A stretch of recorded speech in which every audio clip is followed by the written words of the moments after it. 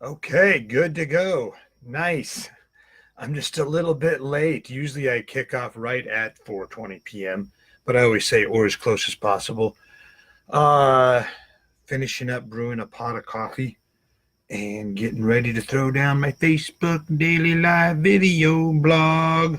Hey, thanks for being here, everybody. Ashton's in the house. Shout out to Ashton and the entire crew at Junkyard Bar and Grill up in Barnum, Iowa. We had a good, fun crowd that night. Would you agree, man? You know, it was a good, fun crowd. Um, Came up with some new material, I'll tell you that, and I got it on video, so I can't wait to go back and check that out. Hey Jennifer, what's up? Bud Morizzi. Michelle, D. Lynn is in the house. Humpy's here. Good to see you, man. Whoo! I was just moving around some furniture in order for me to do this. I moved a bar stool over there, which I normally sit at when I'm doing my desk work on the laptop. But I move that out of the way and I bring over a smaller stool in order for me to be eye level with the camera here. And fucking stubbed my pinky toe. So that's why I'm a little bit late. That is like, I don't even see the point of the pinky toe. You know, it's a useless appendage. It's the pinky toe. The only thing my pinky toe has ever done for me is cause me an exorbitant amount of fucking pain when I stub it on something. That's it. It can't grab. It can't grab anything. I don't know. Maybe you have some kind of weird mutant monkey feet or something. I don't know. No, I haven't seen everybody's feet. All I can do is speak for myself, and pretty much every pinky toe I ever actually have seen seems to be pretty fucking useless, other than to cause you pain. That's it. Anyway, ran over. And I've also got to keep it somewhat quiet, man. My whole family's sleeping right upstairs. They're in the room directly above me.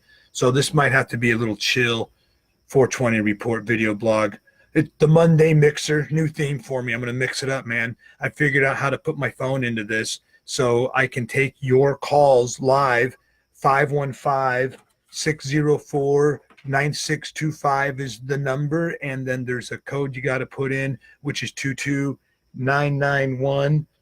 So this might make this shit just a little bit more interesting and fun and exciting. See who has to say what or what's on their mind, and see if I can turn that into some comedy material or whatever, hopefully along the lines, not get kicked off of Facebook because somebody says something ridiculous. Although I have been to Facebook jail before. It's not that bad. It's just a pain in the ass because I can't do my outreach to the people that I like to reach out to. Most of them are on Facebook now. But you can also go check me out everywhere else at Instagram and Twitter and YouTube. My handle there is The Bar Comic.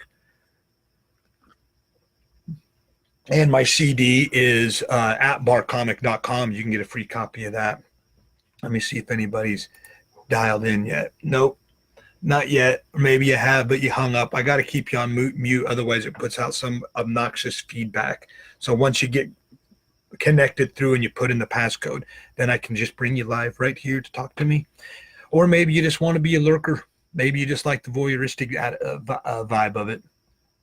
Hey, D, Doug, Nick, Eric, Ed. D says I have mutant monkey. Yeah, well, I didn't mean to shame you. I didn't mean to make you feel bad. You know, maybe you're one of the few lucky ones where your pinky toe actually does serve a fucking purpose. You know, picking shit up, peeling bananas and feeding it to yourself, playing video games, whatever it is you do. You know, one time, that's one of the things that sort of brought me to the attention of the attitude and mindset that disabled people have. I met a guy in my travels out on the road. They invited me over to their house to party after a show one night, and I roll in there, and there's a dude missing both of his arms, just the two little wiggly nubs there. And he could eat a sandwich and play video games at the same time because he learned how to eat the sandwich off of his shoulders or a piece of pizza or whatever. And he could also fucking play Call of Duty or Mortal Kombat or whatever the fucking video game was because he learned how to play video games with his feet. It was the most amazing thing I'd ever seen live like that. Dude with no arms, It's okay. Where most of us, we can't fucking eat a sandwich and play video games at the same time. But because this dude had that disability, he could. It was like it brought him extra superpowers. I really believe in that shit. Mad Mike's here. All right, man. Good to see you, brother. Tim's in the house, checking in from Azusa, California. I don't know why I did a weird accent. Jennifer says she needs a new Walmart suck shirt. You know, I discontinued those a while back.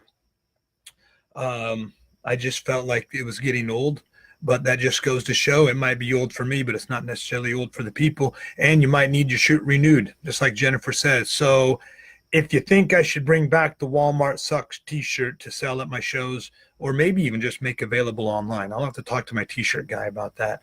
I just get tired of taking bags and bags and bags and bags of fucking t-shirts all over.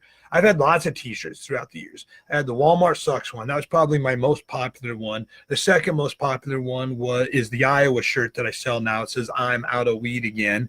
And I've had ones along those lines throughout the years. 420 Report. We had Bong Squad. We had Marijuana. It's my anti-drug. I had some camel toe t-shirts. Anybody ever get one of the camel toe t-shirts? I don't know. Which of those shirts? Which ones do you bring back? I don't want to haul 12 fucking t-shirts around gig to gig and then set up a goddamn flea market after my shows. I just want to get out there. If you want a copy of American Smartass, I'll give you a copy of my movie. Maybe have 1 or 2 t-shirts available if you want. But I'd really much rather be standing there and shaking everybody's hands and meeting everybody and taking selfies and making these kinds of direct one-on-one connections. I don't want to be standing there maintaining a fucking store and a cash register. If somebody could come out and do that for me, I sure would appreciate. I just need somebody to do something for me. That's an inside joke between me and a couple people that I know are watching right now. D. Lynn says, "I'm also a lurker." Very cool. I'm a voyeur and I'm also a looker. Can you put your number here? Well, Bud, dude, come on, man. It's up in the comments, right up there, dude. I'll see if I can actually comment with the number if you want to call in. Let me see if I can do this. Copy. All right, you got to dial this number, and then you also have to hit the access code. Oh, see, if I put that in, it's going to end the video, though. If I put in the comments, you got to go to the description, dude. Got to go to the video description. I put in the number, but I've also got it right here if you want to check it out. 515-604-9625. The code is 229911 pound. Don't forget to hit the pound. Let me go over here and see if anybody's done it yet. Nope. Not yet, unless they hung up. They got tired of my shit talking, and I never got to them. I should try to get that on a different screen. Let me see if I can make that happen. We'll go with that. I'm just going to have to toggle back and forth. All right. Shit, I'm 8 minutes into this fucking thing, and I haven't even plugged the dates yet. I'm totally off kilter. This Friday night, I'll be in Green River, Wyoming at the Eagles Club. I had a lot of fun at the Eagles Club last Friday night in Mount Vernon, Missouri. That was a small but mighty crowd. And you know what? The way they had the tables and chairs set up there was definitely room for a few more people, but it pretty much filled all the seating that they had available. So it was a nice, tight, packed audience, and that's what I like the best in the intimate crowd where I can see everybody's faces. I can individually address people and ask them what's what when I'm bringing in different subject matter that I'm talking about. It was a lot of fun. So shout out to Chuck and Alan and everybody there at the Eagles Club in Mount Vernon, Missouri. I head to the Eagles Club this Friday night, August 17th, Green River, Wyoming. I don't have a whole lot of Wyoming fans or friends on Facebook just yet. I've only done a few shows up there, but I'm starting to go further out nationwide. So I'm hoping to add a few Wyoming peeps to the crowd, future 420 watchers, voyeurs, lurkers next week. And Boss's Comedy Club. That's coming up this Saturday night, August 18th in Sioux Falls, South Dakota. So anybody wants to come up and hang out with me in Sioux Falls. I know I got a lot of Iowa. Is it Sioux Falls, South Dakota? Or it's Sioux Falls, South Dakota. I just want to make sure I got that shit right. It's Sioux Falls, South Dakota, not Iowa.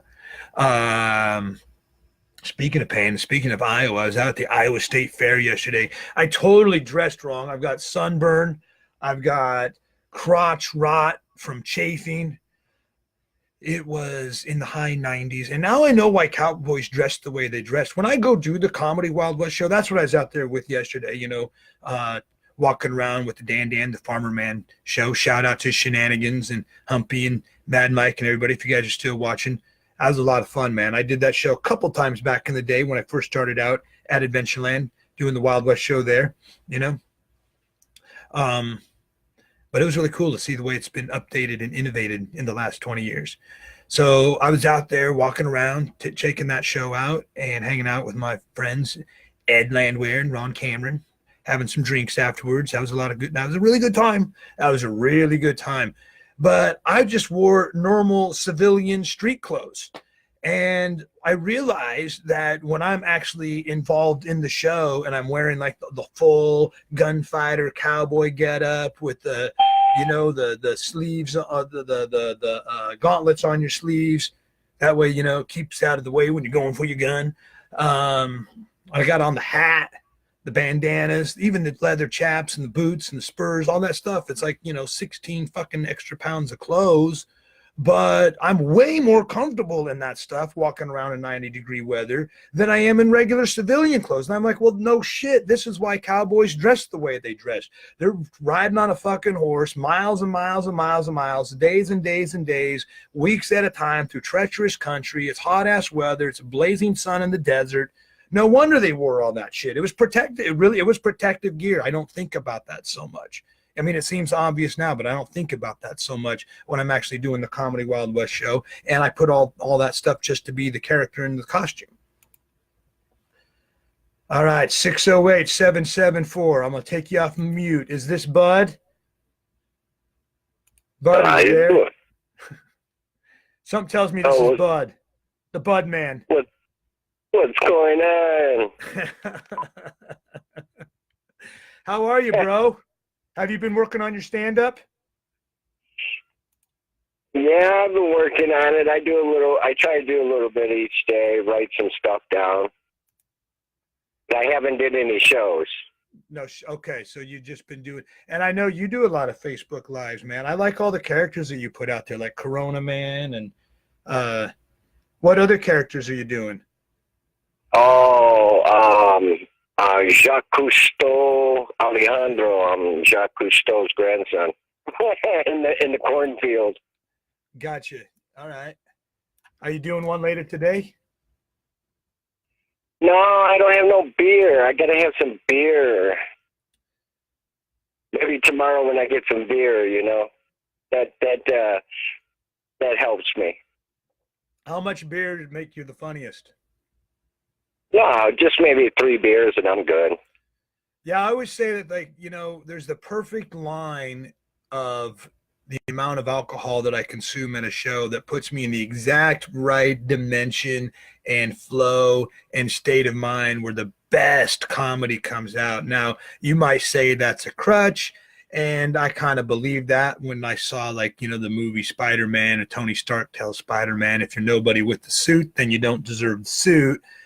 So I do believe in shit like that. If you really need to drink in order to be funny, you don't fucking deserve to be up on the stage to begin with. That said, it is kind of like a magical potion. And like you said, dude, just 2 or 3 puts me in that exact right flow state where I tend to launch into my more don't give a fuck attitude. And then that's when the best stuff comes out. Exactly. The comedy just kind of flows easier. It flows easier, but that said, sometimes the fallacy is I'll have just a few too many, and then the audience is still laughing their asses off because they're having a great time. I think that I'm throwing out genius gold nuggets of material, and then I go back and watch the tape later on, and I realize it was just a bunch of dog shit. Yeah. I did a Welcome Back Kotter comedy bit with my daughter, but it didn't go live on Facebook. I was pissed off because now she don't want to glue the mustache on and do it again. Hey, man, it's like they say in show business, never work with kids or animals. Yeah. She had it on, and we tried it, and she's like, Dad, this mustache, I don't like it, because I put glue on it, spirit glue. She's like, Dad, I don't like the glue. I'm like, oh, come on. Be a party pooper. Daryl Humphreys is a question, man. And Daryl Humphreys, for those of you who don't know, let me just give this guy a quick intro because I want to have him in on a future episode of the 420 Report if he would so kindly lend his time and maybe divulge some of the secrets of show business that he's come across. He is the founder and creator of the Shenanigans Comedy Wild West show that I was just mentioning a little while ago. One of my original mentors, I had several, and they all served different capacities, but this was the guy that probably helped me see the way to bridge the gap between being the performer and sort of the guy running the whole fucking thing. I realized that that was actually something you could do. You could actually be the performer / producer / promoter, and then you make sure shit is done right as you see fit. Of course, it takes you a long time to get into a position to do that, some longer than others. But he says, how was your concert the other night? And, well, the one in Mount Vernon, Missouri was completely off the hook as far as a lot of fun. It was a smaller crowd than what we had anticipated, but they were fucking awesome. And sometimes I like the smaller crowd. You want the bigger crowd. You always want the bigger crowd because you're going to make more money at the door. They're going to sell more drinks at the venue. You get more energy overall. But there is definitely a certain magic to the small, tight-knit audience where you can make the intimate connection and then really sort of tap into that collective consciousness that's happening in the room, you know, especially when you have this a couple, 2 or 3 hot toddies in your system to help make the energy flow and the comedy come out a little bit easier, quicker, funnier, more no holds barred. Right, Bud? You were there that night at Schultz's compound up in Janesville, and it was a small place, but it was packed to the tits. And wasn't that, it seemed like, you know, it might as well have been Madison Square Garden as far as I'm concerned in terms of the energy and the fun that was being had that night. Yeah, that was awesome. I got totally distracted by the porn when they was playing. I kept watching that. I'm like, that's pretty cool. That was definitely a first, man. I looked up and then just see some dude going to town on some poor girl on a big screen. That was definitely that. I've seen a few things in my day and time doing stand-up comedy on the road, nightclubs, taverns, and neighborhood bars all over the country. But that was definitely a fucking first for that. I was like, congratulations, guys. You fucked the comedian. Hey, Jeff, How old is here. Chris is was here. jer-dog? What else is on your mind, bud? How old were you when you got into comedy? Doing stand-up? I get asked that a lot, and it really depends on when you would consider my first time doing it. When I was 18 years old, I tried it at the sort of the town festival, and I tried to be clean. I was doing props, and I just fucking tanked. I threw up before I was so nervous before I went on stage, and then it took me another year before I got the balls to do it again. And if some of my friends dared me at a comedy open mic night, and I did really well. And then the club manager asked me to come back the next week and they, you know, to compete in the comedy contest, which I was like, definitely I'll come back and do it again. He's like, really work on your material, put together some good jokes. And then when you come back next week, we'll put you up on stage again. So I would go back the next week and totally tank. Like the first time I went up, it was just a spontaneous dare, and I just was flying by the seat of my pants. The second time I went up, I was actually prepared stuff and just fucking ate the big wheel of cheese. And the manager came up to me afterwards. He's like, "What the hell was that?" I'm like, "Dude, I don't know what I'm doing, man. You just told me work on my shit, come back and try it again. You'd put me up on stage. I did the best I could." And he's like, "No, I don't care that you bombed. Where are all your friends?" That's all he gave a shit about, Bud. He just wanted me to bring back 20 more of my fucking friends to run up another $2,000 bar tab. Welcome to showbiz. Right. All right, dude, I'm wrapping it up, man. I only try to do these live video blogs for about 20 minutes at a time. Thank you guys, everybody, for watching. Thank you. Bud, thanks for calling in. I'm going to try to do this every day that I'm doing a 420 if possible. Open up the lines for you to call in if you want. Anybody else that wants to as well. And I'll always put the number in the video description above so it won't go in the comments, dude. Just keep that in mind. This Friday night, Green River, Wyoming, Eagles Club, Mighty Jer-dog 99-minute one-man show. This Saturday night, August 18th, Boss's Comedy Club in Sioux Falls, South Dakota. Go to barcomic.com. Get a free copy of my CD. Totally baked, totally free. What else? Tomorrow. I don't know what I'll do for a theme tomorrow. I'll come up with something. I'll let you know. But it will take good. Hey, do you like those trivias? You won a couple prizes from me for the Trivia Tuesday. Yeah, that's awesome. I like those. Did you get it when I sent it to you? Did it arrive safe and sound? Yeah, thank you. Let me know when the tab gets to $100. Maybe that's what I'll do tomorrow. You know, I've been on the shenanigans theme as of late because I just performed at the Mississippi Valley Fair in the Comedy Wild West show there for a week. And it's been a lot of fun catching up with those guys. A lot of the old stories from the past resurface. Maybe I'll do that. Maybe I'll tell not only old Comedy Wild West show stories, but I'll tell some old road stories tomorrow on like a, Storytelling Tuesday, something like that. Time Warp Tuesday. Back in time, Storytelling Tuesday. Something like that. All right, dude. Bye. Bye. Thank you. You're welcome, man. And that's it for me, guys. I'll see you tomorrow. Time Warp Tuesday. Tell it like it is. Storytelling Tuesday. 4:20 p.m. or as close as possible. Dog bless America.